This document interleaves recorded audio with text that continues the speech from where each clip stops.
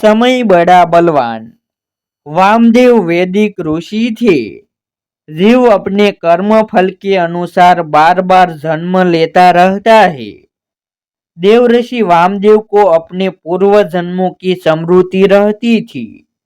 उनका कहना था कि जीव का जन्म 3 प्रकार से होता है। प्रथम बार तो तब जब वह गर्भ में स्थित होता है। दूसरी बार तब जब वह पृथ्वी पर जन्म लेता है। तीसरी बार तब जब वह मृत्यु के बाद पुनर्जन्म प्राप्त करता है। मैं अब तक अपने पूर्व जन्मों में सूर्य, मनु, कक्षीवान तथा उष्णा रह चुका हूँ। तत्कालीन इंद्र उनके इस प्रकार के जन्म सिद्धांत से सहमत नहीं थे। उन्होंने वामदेव से वैर ठान लिया। देवगण ऋषियों के परामर्श से इंद्र की प्रतिष्ठा करते थे। इंद्र से वैचारिक विरोध के कारण वामदेव ने अन्य ऋषियों के साथ इंद्र का इंद्र पद पर बने रहने का विरोध किया और कहा कि मैं इंद्र पद पर किसी और को प्रतिस्थापित करूंगा जो मेरे सिद्धांत को माने तथा मेरे विरोधी शत्रुओं को परास्त करे। वामदेव के विचार का कुछ देवों तथा ऋषियों पर प्रभाव पड़ा। इंद्र पक्ष के देवों ने इंद्र को समझाया कि वामदेव का विरोध करना इस अवसर पर ठीक नहीं। अपनी प्रतिष्ठा के लिए आप स्वयं इंद्र पद छोड़ दे। समय चक्र चलता रहता है। कभी अच्छे दिन आते हैं, कभी बुरे दिन। ऐसी स्थिति में समय से समझौता करने में ही बुद्धिमानी है। इंद्र ने वस्तु स्थिति को समझा और अपने सहयोगी से परामर्श कर कहा, वामदेव, आप मुझसे सहमत नहीं है तो मैं आपसे विवाद नहीं करूंगा। आप श्रेष्ठ ऋषि हैं। अपनी पसंद से जिसको चाहे उसे इंद्र पद सौंप दे। मैं इंद्र पद से त्याग पत्र देता हूँ। वामदेव ने अपनी पसंद के एक देवता को इंद्र पद पर अभिषिक्त कर दिया। वामदेव प्रसन्न होकर सत्ता के संचालन में अपना परामर्श देने लगे।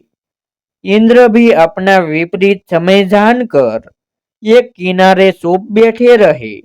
समय चक्र चलता रहा। दूरदेव से वामदेव के दुर्दिन आ गए।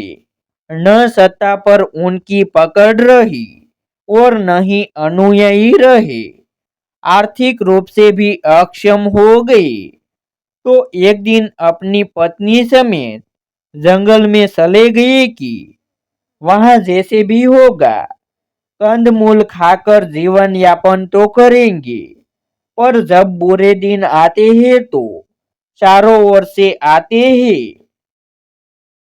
एक बार उस वन में दावाग्नि से सब वनस्पतियां जल गई। अब कंदमूल का भी अभाव हो गया। भूख की शांति के लिए तथा जीवन बचाने को आदमी जैसे तैसे हाथ पांव मारता ही है। उधर पदच्युत इंद्र वामदेव की यह दशा देख रहे थे। वे पक्षी रूप में एक बार उस वन में आए जहां वामदेव इन दिनों रह रहे थे। वे एक पेड़ पर बैठ गए। देखा तो नीचे वामदेव सूखी लकड़ियां जलाकर कुत्ते का मांस पका रहे थे। इंद्र से वामदेव की यह दुर्दशा देखी न गई। उन्होंने पेड़ पर से ही मानव बोली से कहा, वामदेव, एक दिन इसी अग्नि में आप यज्ञ की पवित्र हवि अर्पित करते थे। आज इस अग्नि में आप कुत्ते का दूषित मांस पका रहे हैं। यह कैसा ऋषि धर्म है। वामदेव ने यह आवाज सुनकर ऊपर देखा तो एक पक्षी को ऐसा बोलते सुना। तो कहा, मेरे दुर्दिन का उपहास करने वाले तुम कौन हो? पक्षी बोला, मैं विस्थापित इंद्र हूँ। तुम्हारी आज यह दशा देखकर मुझे दुख हो रहा है। एक दिन वह था जब तुम इंद्र पद पर बैठे देवताओं को सत्ताच्युत कर किसी को भी इंद्रासन देने की सामर्थ्य रखते थे। एक दिन यह है कि आप क्षुधा पूर्ति के लिए कुत्ते का मांस पका रहे हैं। वामदेव ने कहा, इंद्र, यह आपद धर्म है। जीवन की रक्षा पहला धर्म है। मैंने सारे कर्म धर्म क्षुधा को अर्पित कर दिया है। समय के चक्र से कौन बचा है? एक दिन मैंने तुम्हें विस्थापित किया था, आज मैं स्वयं विस्थापित हूँ। न वह काम मैंने किया था, न यह कर रहा हूँ। मैं तो निमित्त मात्र था। हम सब काल के हाथों की कठपुतली है। वह जैसा नचाए नाचना पड़ता है। यही विधि का विधान है। किसी को कर्ता होने का अहंकार नहीं करना। न मुझे तब अहंकार था, न अब ग्लानि है। काल देवता के आगे नाम रूपधारी सबको नमन करना पड़ता है। वामदेव की ये बातें सुनकर इंद्र अपने वास्तविक रूप में प्रकट होकर बोले, ऋषिवर, आप ठीक कहते हैं। आपके आने के बाद दूसरे इंद्र से देवलोक तथा इंद्र पद की सत्ता संभल नहीं पाई।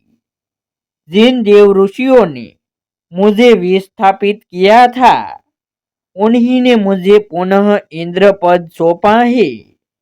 मैं तो आपको ढूंढ रहा था कि आप कहाँ किस दशा में ही। आपका भी काल चक्र अब पलट गया है।